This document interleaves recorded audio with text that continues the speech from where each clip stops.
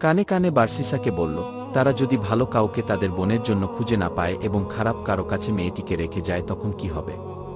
এই পরিণতি কি তোমার ভুলের জন্য নয়? বার্সিসা বুঝতে পারেনি যে এটা শয়তানের কুমন্ত্রণা। মানুষের প্রতি দর্দের কারণে মেয়েটিকে সে সাহায্য করতে রাজি হল।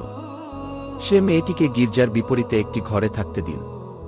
গির্জার সামনে মেয়েটির জন্য খাবার রেখে আসত, মেয়েটি নিজে এসে খাবার নিয়ে যেত। বার্সিসার সাথে তার দেখা হতো না। শয়তান ওয়াসওয়াসা হয়ে বার্সিসার কাছে আবার আসল এবং বলল, তুমি কেন মেয়েটির খাবার তার ঘরের সামনে রেখে আসো না? এর ফলে মেয়েটাকে ঘর থেকে কেউ একটা পথ একা একা হেঁটে বের হতে বা ফিরে যেতে দেখবে না। বার্সিসা রাজি হল এবং মেয়েটির ঘরের সামনে খাবার রেখে আসতে শুরু করল। শয়তান এতেও খুশি হল না, সে আবার আসলো এবং কানে কানে বলল, কেন তুমি তার ঘরে ভিতরে খাবার দিয়ে আসো না? ফলে মানুষ তাকে ঘর থেকে একা একা বের হতে আর ঢুকতে দেখত না।